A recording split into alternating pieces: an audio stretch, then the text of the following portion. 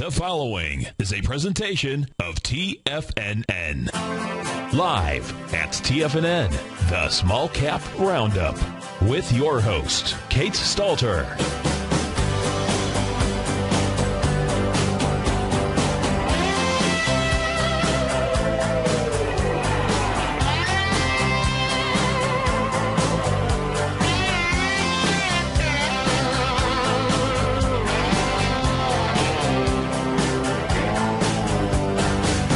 Now, Kate Stalter. All right. Good morning. Happy Thursday. Yeah, we've got the VIX moving a little higher this morning, just fractionally. And we've got the major U.S. indices trading to the downside. Nothing terrible. Just, let's see, looking at the Dow, down a little less than 0.2% right now. And the NASDAQ about 0.3%. So not seeing any kind of huge fallout here on the indices. Just a little bit of a pullback today. Now, I put a chart for you there of the IWM. And you can see a gap down there today on the Russell 2000 ETF. And you do see, though, however, if you look carefully at that, you do see a bit of a rally back off of the intraday low, still pretty early in the session today. So plenty of time for price swings in one direction or the other. We all know that one very, very well. Now, I was just kind of doing a little bit of research on the ETF, the IWM Russell 2000 ETF this morning. One of the guys that I've interviewed in the past is Tom Lydon of ETF Trends, and he had an interesting article. He did not write it, but that another writer that he posted on his website. Let me read you something that they were writing. Strong bull markets tend to be characterized by leadership and outperformance in small cap stocks as money grows more confident about the future and positions for higher risk with higher return potential. Okay, so some classic modern portfolio theory stuff right there. That's from Michael Gayed at MarketWatch. He's the Pension Partners Chief Investment Officer, that traditional thinking about higher return being linked to higher risk. There is some research from Andrew Lowe to show that that's not always necessarily the case, but you will see that common wisdom out there all the time. Here's what the article goes on to say. One more sentence I want to read to you. Still, some technical analysts warn that the Russell 2000 needs a sustained breakout for the overall market to follow. And, we have seen that. That's not unusual. Okay, setting aside some of those components of the risk and return argument, we do see very often that these small caps are the ones that tend to lead the way in a new bull rally. I've talked about that many, many times. If you recall, March of 2000, when the major indices, or March of 2009, March of 2000 was a whole other story. I'm talking about the March of 2009 emerging bull market, when the major indices did rally off their lows. Many of those smaller names were among the leaders. A lot of these Chinese names that are, frankly, some of them no longer traded. So we do see that happening very often. And, sometimes it is the lower priced, lesser quality names that you do see in rally mode early on. And as Tom and Steve often note on their show, I've heard them talk about this, you often see the smaller caps pull into some kind of correction or consolidation or begin to tumble ahead of the larger cap indices. So all of that is true. So that's why it's just another reason why it's very instructive to look at what that particular index is doing. Let me take a look here at a couple other small cap ETFs that I just wanted to take a look at today. Now, this is the Vanguard Small Cap ETF. The ticker is VB, And basically, this is corresponding to the MSCI Small Cap 1750 index.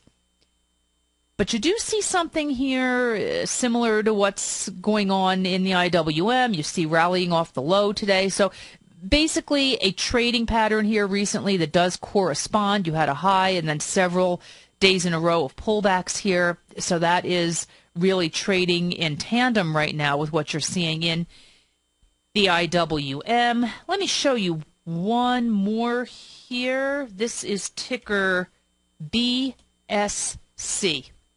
And actually, no, I think I got something wrong there. Okay, that's not the one I wanted, so we'll just go back to, I'm going to put this back in here, the IWM. And just for fun, what I'd like to do is show you here the RWM, which is the inverse. Let's talk about that a little bit. So this is kind of funny. So you see this uptrend here the last couple days, and you see this one rallied. And where is it now? Near its session low. Now, one of the problems, I've been able to use the RWM effectively to capture some gains when you have a market downtrend. We've been able to do that in our Low Price Leaders newsletter. Those of you who are subscribers, you've seen that on a couple of occasions. We've been able to get in there, capture some short-term gains using the RWM inverse ETF here, okay, the inverse of the Russell 2000.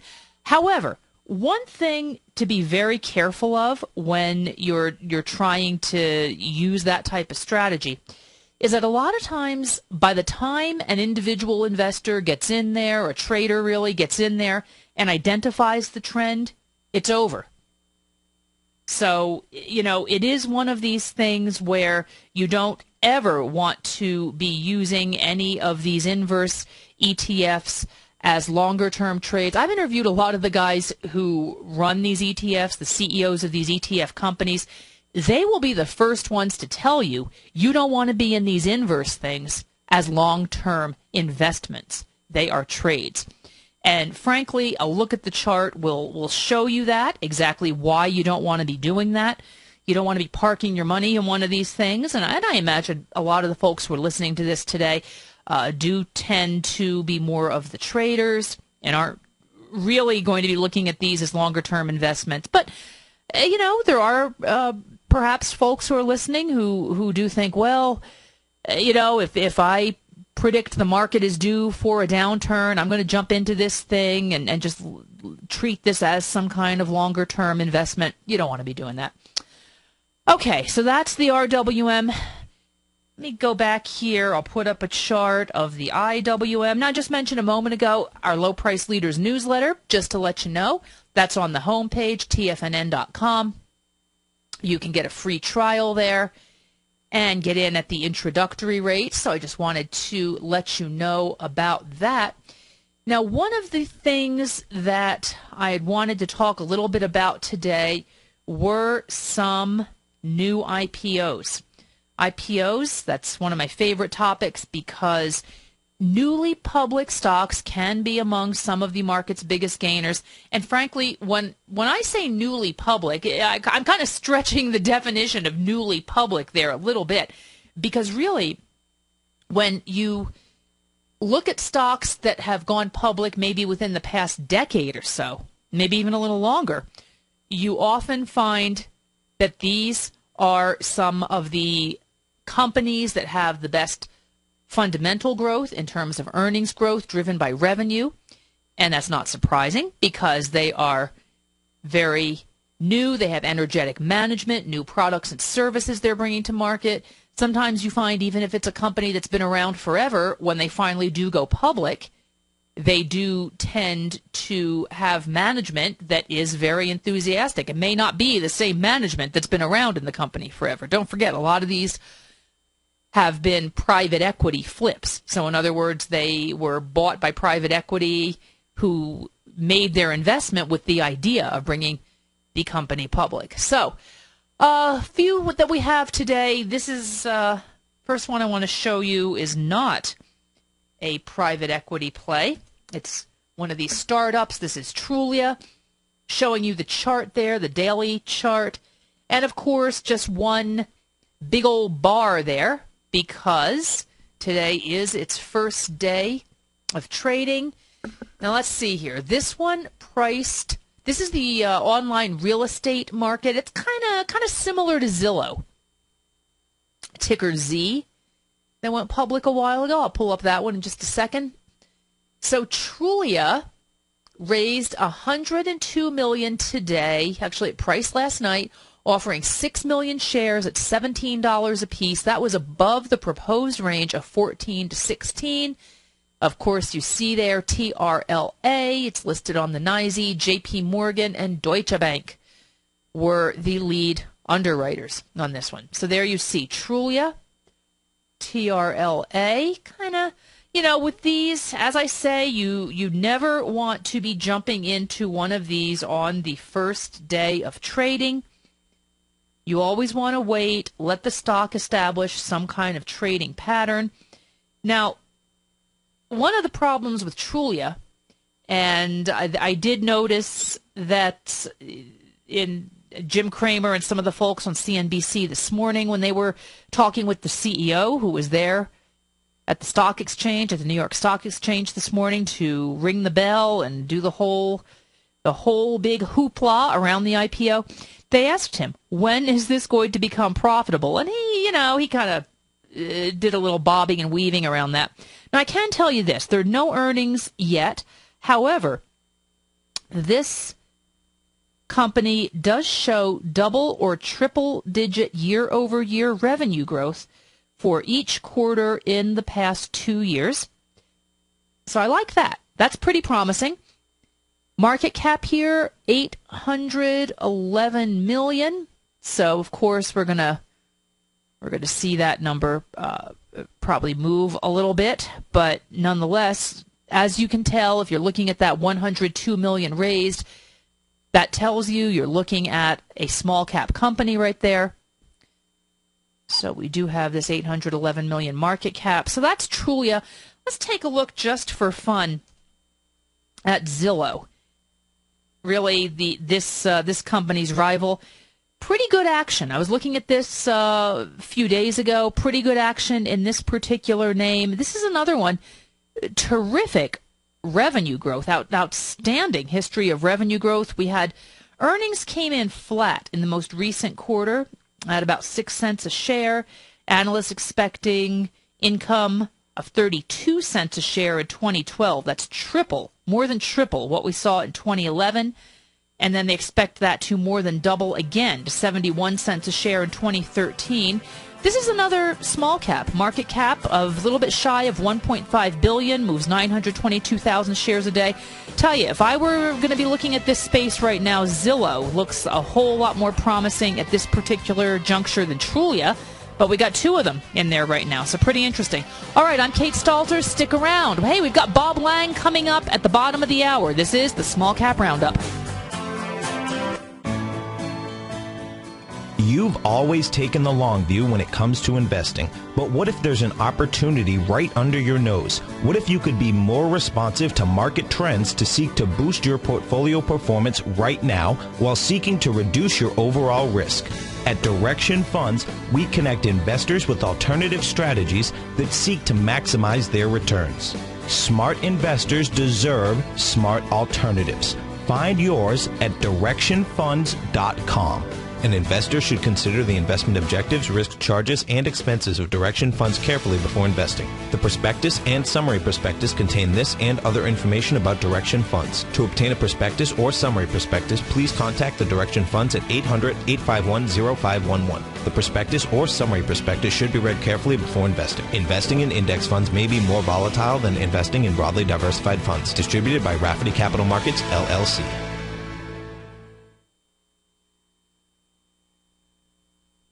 With the launch of Tiger TV, TFNN has brought our programming to the next level. With Tiger TV, you can gain access to each host's charts and computer screens as they host their daily stock program. Whether it's Tom O'Brien, Steve Rhodes, Basil Chapman, Ken Shreve, Kate Stalter, David White, Larry Pesavento, Victor Jones, or Daryl Martin, you can catch all of our technicians hosting their programs live and archived on Tiger TV for your viewing pleasure 24 hours a day, 7 days a week. If you haven't checked out Tiger TV, then visit TFNN.com and see what you're missing.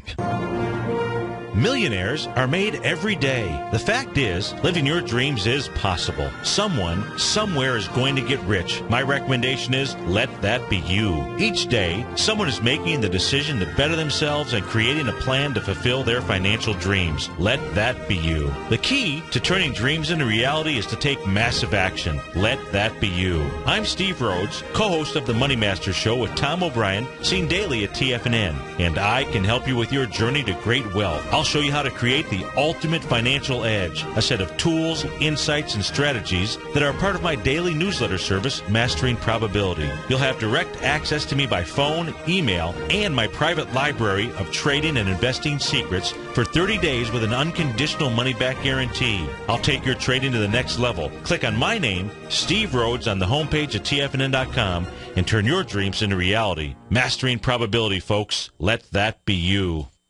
Kate Stalter's exciting newsletter, Low Priced Leaders, has just launched, and now is a great time to get a 2-week free trial. Every Wednesday afternoon, Kate sends out her weekly newsletter to her subscribers where she focuses on small cap stocks with market caps under $2 billion, as well as low-priced equities with share prices ranging from $5 to $12. Kate tracks a variety of stocks with a combination of strong technical support and solid fundamentals. Many of the stocks featured will be recent IPOs. These newer issues are often some of the biggest price gainers in the market and provide an excellent opportunity for substantial gains if timed correctly. You can catch Kate Stalter live on Tiger TV with her Small Cap Roundup every Tuesday and Thursday at 11 a.m. Eastern Time, and visit TFNN.com right now to get your 2-week free trial to her brand new newsletter, Low Priced Leaders, while locking in the low introductory monthly rate of only $37.50 per month, almost a 50% discount. Act now. Many of our new listeners have heard about the Tiger's Den, but wondered, what exactly is it? The Tiger's Den is a lively community where professional traders and investors can meet, exchange ideas and information in a comfortable, moderated atmosphere. Hear all of your favorite TFNN shows, plus see all the charts as they happen, live during those shows, and have access to all those charts. You can test drive the Tiger's Den, absolutely free for 30 days. It will greatly enrich your knowledge of these markets. Details on the Tiger's Den are on the front page of TFNN.com. This segment is brought to you by BackTech Environmental. For more information, just click the BackTech banner on the front page of TFNN.com.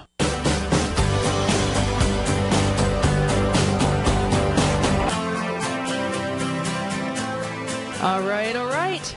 Welcome back. Let's see, a little housekeeping announcement here for you. Just want to let you know. I know a lot of you stick around after this show listening to Larry Pesavento. Special guest host today. You're going to love this. Basil Chapman will be filling in for Larry today at noon, right after this show. So you're going to want to stick around and hear that. Always great observations from all the TFNN hosts. You really can't go wrong, whoever's on the air. So that's terrific. Okay, I was talking about a few recent IPOs. We had a spate of IPOs today. You know, I think everybody kind of getting back to work. You've got the summer behind us, the Labor Day holiday behind us. So what you have right there, I put up on Tiger TV, a chart for you there, NBHC, National Bank Holdings.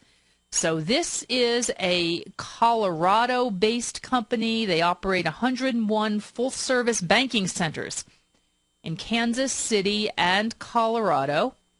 Now, they priced below the range. They priced this last night, and the stock went out this morning. Let's see here. They raised $138 million, offering 7.2 million shares, all insider shares, at $19.25 a piece. Original proposed range, 20 to 22. So we're going to see that would make a fully diluted market value of about $1 billion. So once again, we're looking at another one of these small cap regional banks. These things can be pretty darn constructive. There often had been a tendency for many investors to kind of look at the whole financial, the whole banking area really as just one big blur of negativity, when that hadn't really been the case. Let me show you something here. For example, some of you may know that I've been tracking this stock for quite some time. Texas Capital Bank Shares, TCBI. Okay, now as the name suggests, this one is based in the Lone Star State in Dallas, market cap of about $1.9 billion, moves 427,000 shares a day on average. Now, this one is kind of in the realm of what I was talking about with these quote-unquote recent IPOs. Went public in 2003, 9 years ago. Yes, I still consider that new, and just take a look at this thing. This month, it rallied to a new high. I've got that for you on a daily chart. And you see it was not only this month, but just a few days ago, really the same time that all the markets peaked. We're seeing a lot of these stocks and indices, right? They all peaked at right the same time the other day. No surprise there. And then everything kind of pulling back. I've got this for you on a daily chart there on Tiger TV. So you can see the blue line there, the 50-day moving average, outstanding support above that medium-term line. I like to watch that. That can often be a place if a stock pulls back, gets support above there, could be in a potential buy zone. Right now, this one is about 2% below that 5-day moving average. Many of you know that's a technical indicator that tends to kind of ring a bell with me. 2% below that 5-day exponential line. We want to see where this one closes. If it kind of closes below that particular point where it is right now, that could indicate we're in for a little bit of a longer consolidation with this particular stock. That would be true with many stocks. So you want to see where that's holding up if we do have some kind of intraday upside reversal in the indices. And again, right now, kind of trading moderately to the downside in the indices right now. But if we do have some kind of upside reversal and this thing does finish less than 2% below that 5-day, that could indicate that the stock is preparing to rally higher again.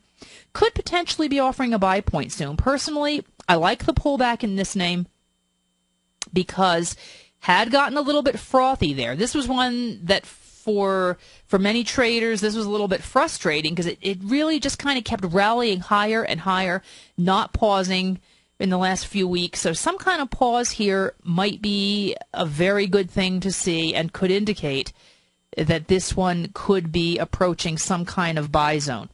Okay, I want everybody to stick around. We have coming up after these next messages, we've got Bob Lang from Explosive Options, one of our favorite guests around here. He'll be joining us. We're going to be talking about precious metals. I was chatting a little bit with Bob last night, and those are some of the areas that he's looking at right now. So, of course, that's going to be very interesting. And, of course, we have the European close coming up in just a few minutes. So stick around. You want to hear from Bob Lang. I'll be right back. I'm Kate Stalter. This is the Small Cap Roundup.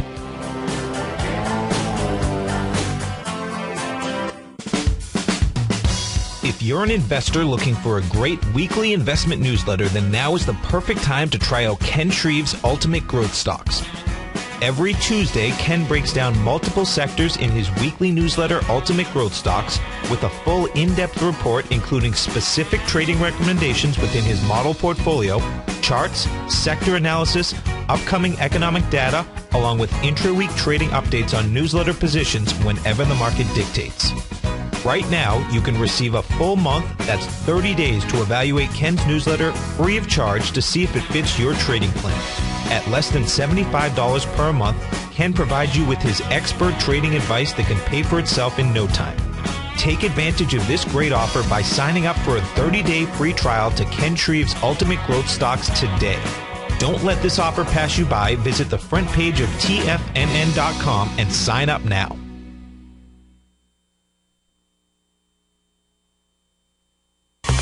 You've heard Tom O'Brien on the air, and you've seen him on Tiger TV, as well as being featured as a regular CNBC guest and contributor, and now you can have access to his expert trading advice each morning through his daily trading newsletter, Market Insights. Tom O'Brien's daily newsletter, Market Insights, gives traders, investors, and money managers a thorough strategy for trading stocks, options, and indices every market day. Market Insights comes out each market day before 9:30 a.m. and provides traders with Tom's daily commentary, opinion, and specific trade recommendations on the markets. Using advanced Fibonacci methods, volume indicators, Gartley patterns, candlestick charting, gaps, and market timing, Market Insights will give you specific trade recommendations including entry, stop, and exit prices. The summer is over and traders are back. Get your 2-week free trial to Market Insights today by visiting the front page of TFNN.com. In quiet markets, investors search for new trading opportunities. We'd like to introduce you to a new product that provides opportunities even in flat markets. Nadex, the North American Derivatives Exchange, is a new and innovative Chicago-based exchange registered with the Commodity Futures Trading Commission, and unlike most other exchanges, Nadex allows you to trade directly through them with direct market access when using their trading platform. Nadex never charges a fee to use their platform, which even includes real-time charts and full customization capability. Nadex's unique short-term binary options allow traders and investors to capitalize on strategies even when the underlying markets are quiet. Nadex's innovation has allowed them to come up with a line of unique trading products that are unavailable anywhere else. See how it works at nadex.com. That's NADEX.com, or click on the Nadex banner on the front page of TFNN.com. Futures and options trading involves risk and may not be appropriate for all investors. If you're a trader thirsty for knowledge, then we have the perfect event for you. Tom O'Brien will be hosting a live 4-hour dynamic trading strategies workshop on September 29th in the Tampa area. This one-of-a-kind workshop takes place from 8 a.m. till noon and is completely free. We'll even be giving away almost $2,000 in door prizes randomly drawn from those that attend live. Along with diagnostic trading expert Daryl Martin, Tom O'Brien will teach you how to identify and set up your trades using dynamic trading strategies, and Daryl Martin will teach you his diagnostic trading formula, including the strategy, system, and style that gives you an edge in this market. For more information and to reserve your spot today for the September 29th free Dynamic Trading Strategies Workshop in Tampa, please visit the front page of TFNN.com. Don't wait to act, as space is limited. Sign up today. This segment is brought to you by Harmony Gold. For more information, just click the Harmony Gold banner on the front page of TFNN.com.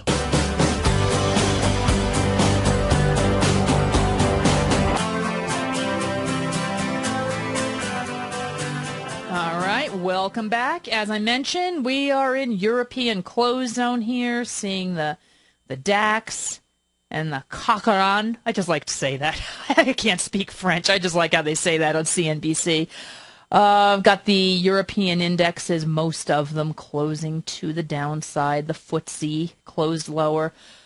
Okay, so we'll see now if we get any change in the U.S. indexes as the next half hour rolls on as a result of that. Now, the other thing I told you about that I was very excited about that we've got in this segment, one of our favorite guests around here, my friend Bob Lang of Explosive Options.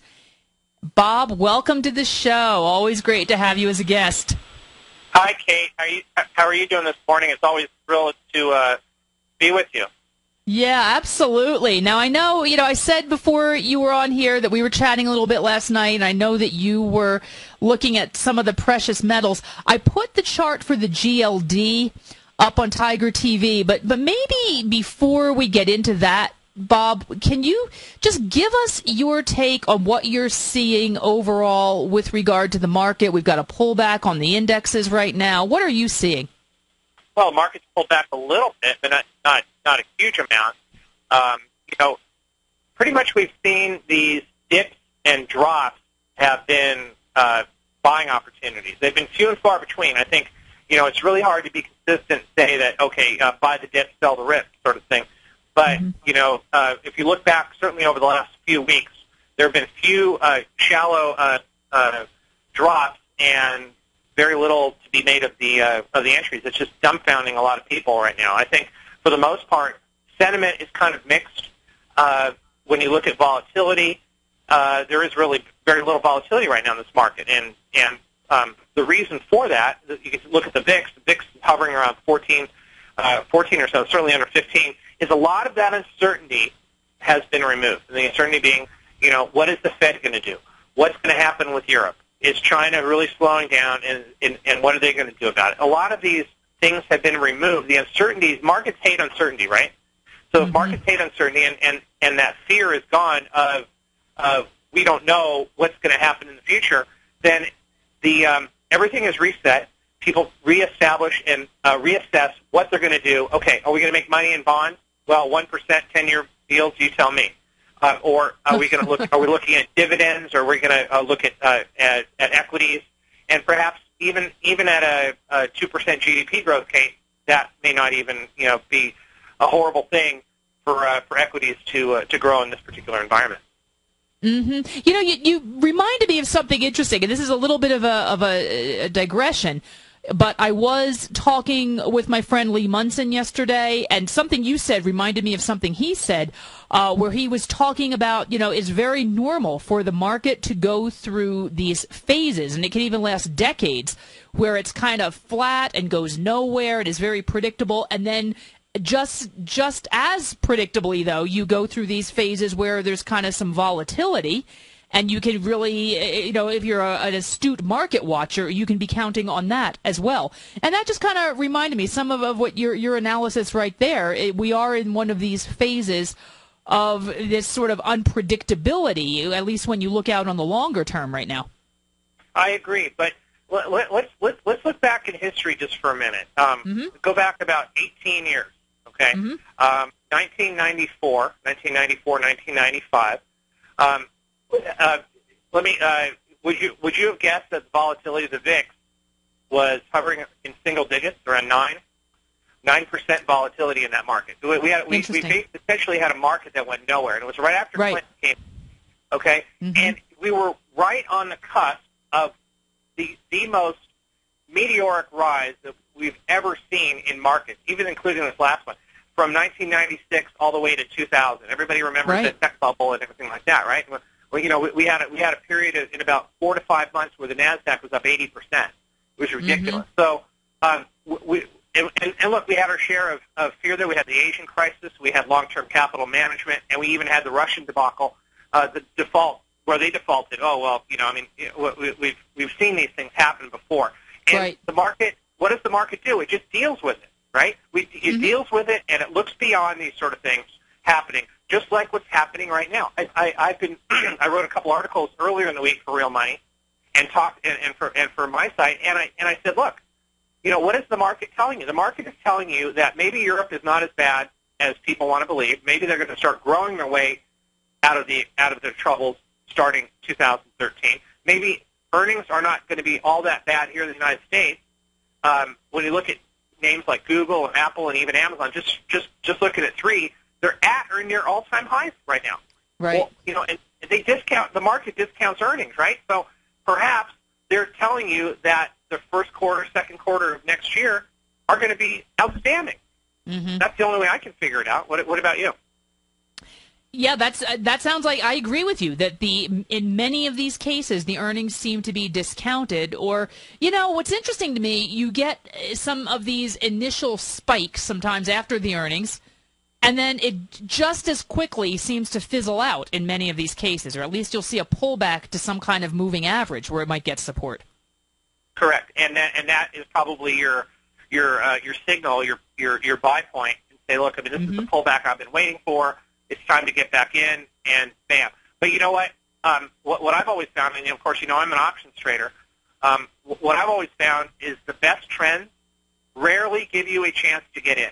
They rarely give you an opportunity to get in, and you have to search and look really hard and focus in on those great trends that won't give you. Look at Google. Google's up about 45 points over the last couple of weeks. Where did it give you a chance to get in? I mean, we talked about it on Twitter. Talked about it with some of my subscribers.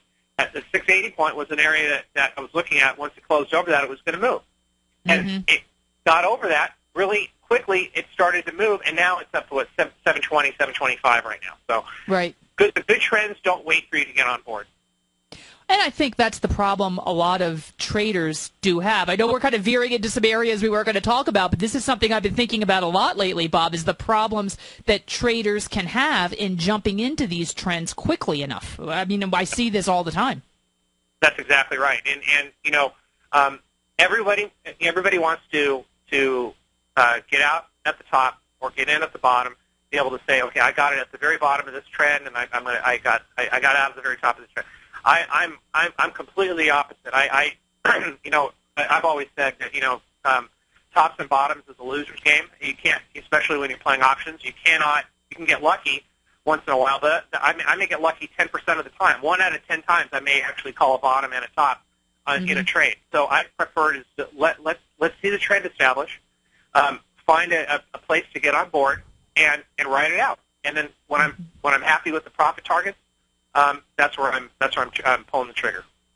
Yeah, good reminder there about using some discipline in the trades. Let me. I know that you had maybe had some stocks or some insights into the metals area. That's something that our listeners are very interested in, and we've got a few more minutes left in the segment still. So, what are you seeing in that regard, Bob? Yeah, you know, Kate, the thing that's interesting is that, you know, as all this talk about QE3 and or QE forever, what a lot of people are talking about, and the euros coming in and coming in with a full bazooka, loaded and ready to fire at will whenever they can. What's caught my eye is that the rise in gold and the rise in silver and other precious metals as well too. So I think that there's still some opportunity here to play some of these things, and some of the smaller cap names that I've looked at, especially in silver, are like SSRI, Silver Standard. SSRI is one stock that I've owned for a very long time. Is one to take a look at. It's a very, very strong chart. Silver Wheat is another one, SLW. There's a handful of other silver names, and there's the one that I like the best. It's kind of a combination of gold and silver. Is GG, Gold Corp, and they own silver mines, and they also are big, huge miners of gold. So you'll see this one is somewhat of a hybrid between the two. It's one of the only ones out there that does both, but that one, those are two definitely that I've looked at in the past, and I'm still looking at them now. Yeah, and you were talking about the QE. Certainly, these these are the ones that are noticeable big movers when we do get these QE announcements, and then when some of the optimism about further money printing seems to fade, you can see these stocks also fade. It's fairly predictable, really. Well, you know, what's interesting, Kate, is it's not a cause and effect situation. Meaning, it's not, these stocks are not moving up just because of a QE situation or whatever. I mean, you saw gold and a lot of these stocks rising last year when the Fed announced their TWIST program. Yet that was a net neutral effect on their Fed's balance sheet. They really didn't add anything. All they did was they took money from one pocket and put it out into the other pocket. So it wasn't really a net hit on their balance sheet. Yet you saw a lot of these, like Pavlov's dog, you saw a lot of money coming into these names because they thought, oh well, he's going to try to inflate the economy, and it didn't work. So that's what's so striking about these to me. I guess that is the interesting thing. Is it Pavlov's dog? That's a great way to describe it, because you do tend to see that reaction so often. Right, and that reaction is generally good for the short term, but really bad for the long term, because really nobody, you know, I mean, look, I mean, if Bernanke really didn't, you know, he's a gold bug. Let's face facts here. Let's put that out of our minds. He's a gold bug. He's not a big believer in fiat or paper currency. Otherwise, he wouldn't be, you know, so demanding of producing more currency out there in the Treasury, in the Federal Reserve. So if he was so against or so increase of inflation, we would see gold going on a meteoric rise at this point. I mean, to $4,000 or $5,000. Now, why isn't that the case? It's because there's a lot of hot money coming into these metals right now, and once that settles down, you'll see gold start coming back in again. But you know, as for a trade, Kate, I think some of these names are very, very attractive, at least from a chart standpoint. You can certainly make a good argument for buying some of these names. Oh, yeah, absolutely. And I'm glad you made that point because, sometimes you do hear a lot of maybe skepticism after something has been bought up. I mean, I've been in the situation of days where you see Apple rising to new highs, and right away people start saying, should I short it? It's interesting because despite what you do see in the market, you have to do your own thinking about how you're going to make these trades independently, and I think that's what you're saying here. I think it's a mistake when people figure that, okay, I'm going to short just because of the price. I think that's a huge mistake that's made, and people I've seen more people separated from their wealth really very quickly just for doing that. And to have an attitude and a thesis surrounded by, okay, I'm just going to short it because the price is going up without having some sort of plan or some sort of chart to look at in terms of how they're going to how the stock is really going to perform. Is really a mistake, and amateurs seem to do that quite a bit, and they lose money for it. Very interesting. It really is. Okay, we've got about a minute left. Any other charts we might want to take a look at here today? Anything else? Anything else that our viewers and listeners should know about? Yeah, I'm a big fan of the fertilizer names, and I've been on record as talking about this for many years, and I think we're probably entering into a phase here the last 3-4 months of the year and into 2013 where some of these fertilizer names are going to perform really well. In about a week and a half, we have one of my favorites, Mosaic, is going to be coming out with earnings on October 2nd. The stock is doing extremely well. Potash is starting to do better, and Agrium is another one. These are all sort of medium to higher cap names, but still certainly very, very viable and very doable here, even at these levels. Yeah, absolutely. It's funny because the whole idea of the growing world population, that comes up a lot in a lot of the interviews that I do. I know a lot of money managers really like these stocks, and frankly, that's a good reason why retail investors should take a look, because these can be very popular with the institutions who, even though they do tend to rely on a lot of fundamental and macro forecasts, the fact that they like them is worth noting. I have a quick stat for you, Kate. Did you know that we have over 6 billion people on the planet? Did you know that half the world eats soy and rice every single day? Isn't that great? There you go. Yeah. That tells you something. Yeah, absolutely. Yeah, very, very interesting. Well, Bob, thank you, as always, for joining us today. We got our segment winding down here, and people can find you at explosiveoptions.net. Is that right? That's right. Thank you very much, Kate. I really appreciate being on with you this morning. You're always a delight, and it's always fun to spend a few minutes with you. Absolutely. All right, Bob, thank you so much. And, of course, not only can you find Bob at his website, explosiveoptions.net, he is also, as he mentioned, he's a writer over at realmoney.com, over at The Street. You can find my columns over there as well. A lot of good stuff there. All right, so I want to extend our thanks to Bob for joining us today. Always a fun segment.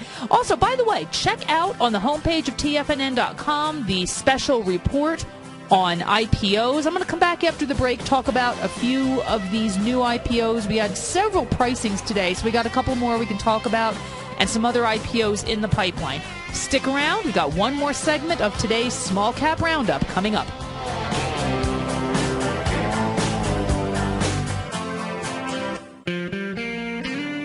Recently, Basil Chapman has had some outstanding trades in his newsletter, The Opening Call. Each morning by 9 a.m., Basil uploads his newsletter to the TFNN servers so that his subscribers can access his expert trading advice. Basil gives his take on the direction of key indices and updates any active trades that his subscribers are currently in. Just recently, Basil's subscribers closed out a short position in Chipotle Mexican Grill, CMG, for more than an $86 profit per share, over a 20% gain in just one position. If you'd like to check out Basil Chapman's newsletter, The Opening Call, then visit the front page of TFNN.com and click Trading Newsletters. There you'll find Basil's newsletter, The Opening Call, where you can request a free sample copy. Also, don't miss Basil's program, The Tiger Technicians Hour, Monday, Wednesday, and Friday, 11 a.m. Eastern, on TFNN. In just December of last year, the price of gold was down over 10%. In today's highly volatile gold market, you need someone in your corner that understands the complex relationships that exist within the price of gold, as well as within a variety of gold equities. Whether it's the South African gold miners and knowing how the Rand-dollar relationship will affect their bottom line, or understanding how John Paulson's $5 billion trade in the GLD can move the market, Tom O'Brien gives you the direction you need to become a better trader each week in his newsletter, The Gold Report. With over 20 individual equities covered and almost another 20 on the potential watch list each week, in addition to covering the XAU, HUI, GLD, and dollar, The Gold Report is a great source for any trader that is looking to be diversified in today's volatile gold market. For your 30-day free trial to Tom O'Brien's Gold Report, log on to TFNN.com today. Don't miss out on this great offer. Act now.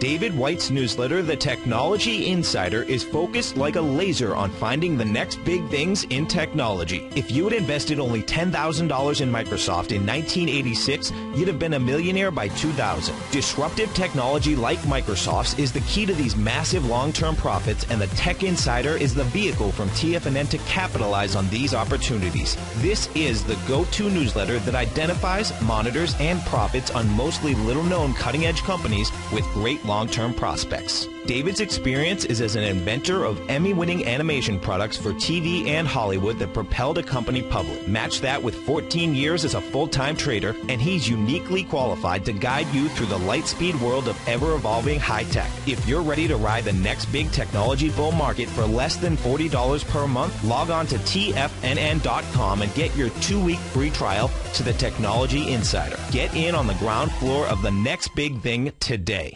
Time is the great equalizer of all mankind. Time doesn't care about winners or losers, who succeeds or fails. Time only cares that you played the game. Question: are you playing the money game? Is your money working as hard for you as you are for it? I'm Steve Rhodes, author of Mastering Probability, a daily trading and investment newsletter service, and we're celebrating our 1-year anniversary.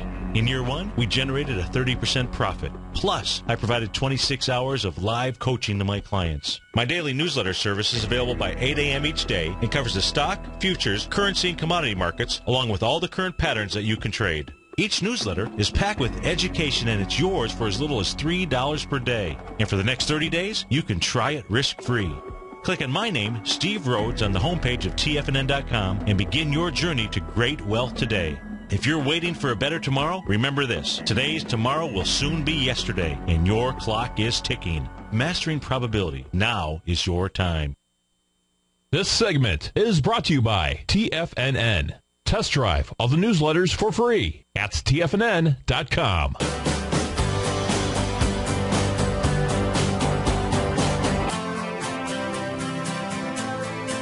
All right, once again, want to thank our guest, Bob Lang. Bob always has terrific insights into trading and the market, so always great to speak with him. Now, I wanted to come back to some of these IPOs that we've got. Had a number of them that were priced last night that went out today. I put a chart up there for something called Susser Petroleum Partners, ticker SUSP, and of course, because it's day one of trading, we just got a big old block up there on the screen, not too pretty. Susser Petroleum Partners, a wholesale distributor of motor fuels, primarily to Susser Holdings, priced 9.5 million shares at $20.50. That was right smack dab in the $19 to $21 proposed range. Trading on the NYSE under the ticker SUSP. So let's see here. So this one, let me see if I can get you a little bit more information on this one. Looks like it was one of these kind of carve-outs from something else. A market cap, $532 million. That's going to change, of course. Yeah, oil and gas refiner. This one was, let's see, looks like, let me just tell you a little bit. I'll pull up the chart from Susser Holdings, which you could pretty well call the parent company here. Now, Susser Holdings is one of these convenience store, gas stations. They operate in Texas and New Mexico under the Stripes brand, and I'm here in New Mexico. I don't think there's any of them in this part of the state. I'm in the northern part of the state. It's probably in the southern part of the state that these tend to operate more. This one is also a small cap, market cap of $810 million, liquidity of about 295,000 shares a day. Hasn't really popped up on my screen because of the estimates in Susser Holdings. I'm talking about the parent company right now. Hasn't really popped up on my screens just because of these estimates going forward. The company is expected to remain profitable, but we're seeing estimates of year-over-year declines and a little bit of it's been a little bit erratic in terms of the earnings performance in recent quarters. But in any case, that's one I wanted to show you that we had that went public just today. And let me see here. We've got time. I can quickly show you one more. The ticker is SRC. There we go. Spirit Realty Capital. So let's see here. This one went public this morning. It priced its IPO at 15. That was below the range. This is a REIT. And they provide net leases on standalone retail and restaurant properties. They raised $435 million by offering 29 million shares priced at $15. The original planned range, 16 to 18. However, they upped the number of shares. So they had originally planned to offer 27 million shares, listed as you see under the ticker SRC. And let's see, not really seeing any more information on this one right now. You know, obviously the big deal today was Trulia as being an internet IPO, an internet content IPO aimed at consumers. So that one, at least with a big consumer presence, so that one did get the lion's share of the media attention today. But very interesting to see that we had so many companies that were priced last night, went public today. Always can be taken as an encouraging sign for the markets overall. And just as a business story, it's just interesting to see which new companies are out there having gone public. All right, that's a wrap on today's show. Once again, want to thank Bob Lang. Stick around. You've got Basil Chapman and the Chapman Wave coming up next. You don't want to miss that. He'll be filling in for Larry today. So, have a great weekend, everybody. We'll be back next week. Thanks for listening to the Small Cap Roundup. Are you